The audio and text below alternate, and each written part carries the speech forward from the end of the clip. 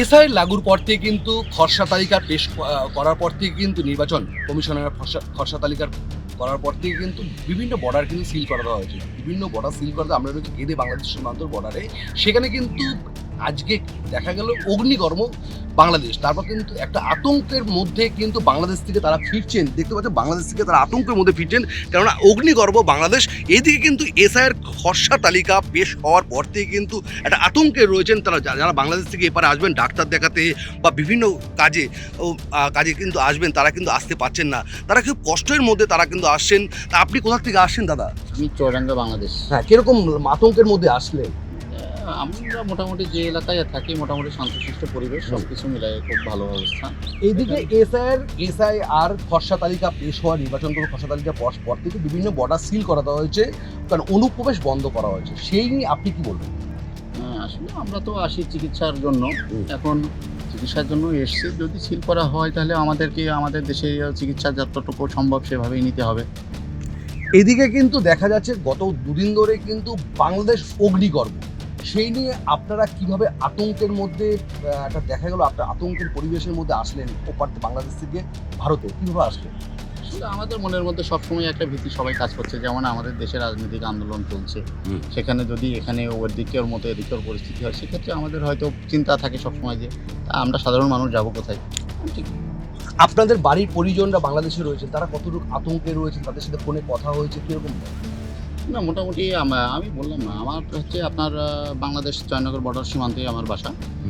আসলে তো হ্যাঁ, সেক্ষেত্রে এখানে খুব বেশি আন্দোলনের আঁচ পড়ে না, তার কারণে এটা নিয়ে খুব বেশি আমাদের বোঝা যায় না। কিন্তু তার মধ্যে তো আপনার আতঙ্কের পরিবেশ তো আছে, থাকবেই। সেটা আসলে যে কোনো সময় যে কোনো আন্দোলনই মানুষের জন্য চিন্তার ভাঁজ পড়ে যায় মাথায়, যে আসলে কি হবে হয় না হয়। এদিকে এসআইআর খসড়া তালিকা পেশ করা, নির্বাচন কমিশন খসড়া তালিকা পেশ বিভিন্ন বর্ডার কিন্তু সিল করে দেওয়া হয়েছে। আপনাদের কি কি দেখতে চাইছে বর্ডার?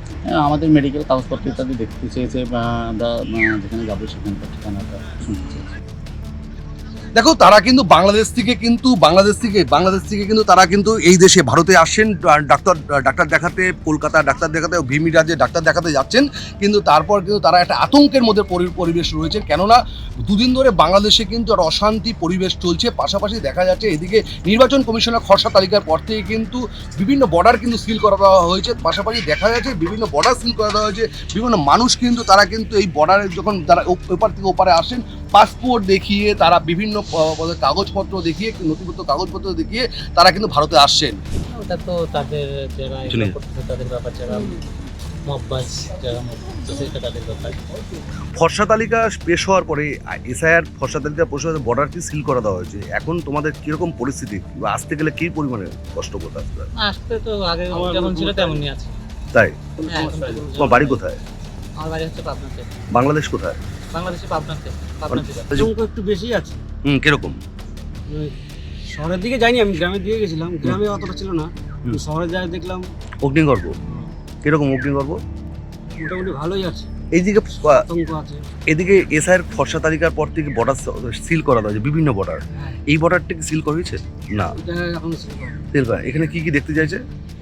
এখানে শুধু পাসপোর্টই দেখলো, আর কিছু দেখেনি। ইমিগ্রেশন করলো, হ্যাঁ। আর কিছুই করে। কিরকম স্বস্তির নিঃশ্বাস পেলেন এই দেশে আসার পরে? মানে শান্তি পাচ্ছে এখন। কিরকম? যেমন তো ওখানে একটা মানে একটা ভীতি ভাব রয়েছে, মানে যেটা হয় সাধারণত সবার মতো ওখানকার হিন্দু সমাজগুলো। এইদিকে পাশাপাশি এসআইআর খসড়া তালিকার পর থেকে নির্বাচন কমিশনার যেটা দেখা গেছে বিভিন্ন বর্ডার কিন্তু সিল করে দেওয়া হয়েছে, সেইখানে কিন্তু আপনাদের কি কি দেখতে চাইছে? না, দেখার মধ্যে বলতে ওই ব্যাগগুলি চেক করলো, আর কিছু ইয়ে করে। পাসপোর্ট তো দেখেছি অবশ্যই, ব্যাগটাগুলি চেক করে মানে ওই বর্ডারে কোনো রকম ইয়ে করে, চাপ সৃষ্টি করে। আপনি কোথা থেকে আসলেন, কোথায় আসলেন? আমি ঢাকা গেছি, আমার এই বাড়ি ছিল, ওখান থেকে আমার জন্মস্থান যেখানে ধর্মপাড়া, কুমারখালী থানা, কুষ্টিয়া ডিস্ট্রিক্ট, ওখান থেকেই কালকে এসছে, ওখান থেকে ওই 2-3 জায়গায় ঘুরে দিয়েছি। আমার আপনার বাড়ি কোথায়? বেলগুড়ি, উত্তর চব্বিশ বেলঘড়িয়া। দেখো, উত্তর চব্বিশ বেলঘড়িয়া তার বাড়ি, কিন্তু তিনি কিন্তু এই বাংলাদেশ থেকে কিন্তু তিনি ফিরছেন, দেখতে পাচ্ছ এখনো পর্যন্ত তিনি ফিরছেন বাংলাদেশ থেকে, কারণ বাংলাদেশে দুদিন ধরে যে পরিমাণে অশান্তি বেঁধে রয়েছে, সেখানে মানুষের আতঙ্কের মধ্যে তারা কিন্তু বাড়ি ফিরছেন। একটা স্বস্তির নিঃশ্বাস কিন্তু আসলো। এদিকে কিন্তু এসআইআর তালিকার নাম প্রকাশের পর থেকে, খসড়া তালিকার পর থেকে দেখা গেছে একটা আতঙ্কে রয়েছেন বিভিন্ন বর্ডারে। দত্তভুলিয়া, রানাঘাট দত্তভুলিয়া থেকে করিমপুর বিভিন্ন বর্ডারে কিন্তু একদম নিরাপত্তা আঁটসাঁট করা হয়েছে। গোটা বর্ডারগুলো নিয়ন্ত্রণ করে কেন্দ্রীয় স্বরাষ্ট্র দপ্তর, আর সেই দপ্তরের মন্ত্রী আমাদের অমিত শাহ। স্বাভাবিকভাবে এতদিন বর্ডার বন্ধ হলো না।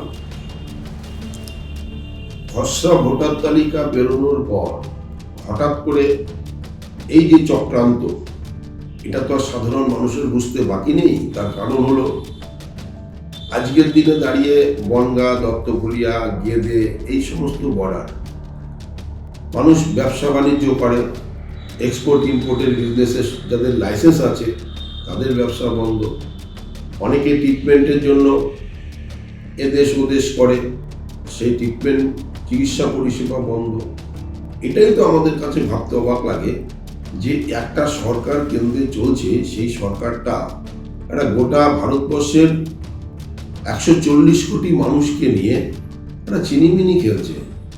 বর্ডার যদি বন্ধই করতে হয় তাহলে এতদিন কেন বন্ধ করেননি? বর্ডার নর্মাল ছিল। আজকে অমিত শাহ নিজের নির্দেশে, অমিত শাহের মদতে, কেন্দ্রীয় সরকারের মদতে আজকে টোটাল বর্ডারগুলোকে সিল করে দেওয়া হয়েছে। এটা কিন্তু অত্যন্ত দুর্ভাগ্যজনক এবং হতাশাজনক। এসআইআর খসড়া তালিকার পর থেকে কিন্তু বিভিন্ন বর্ডার, রানাঘাট থেকে করিমপুর বিভিন্ন বর্ডারে কিন্তু সিল করে দেওয়া হয়েছে। সেগুলো পাশাপাশি কোনো অনুপ্রবেশ বন্ধ করা হয়েছে। পাশাপাশি দেখা যাচ্ছে যে দুদিন ধরে কিন্তু বাংলাদেশে কিন্তু উত্তাল চলছে। উত্তাল পর্ব কিন্তু আরও নিরাপত্তা আঁটসাঁট করা হয়েছে। নদী থেকে বিশ্বজিৎ, আল প্লাস নিউজ।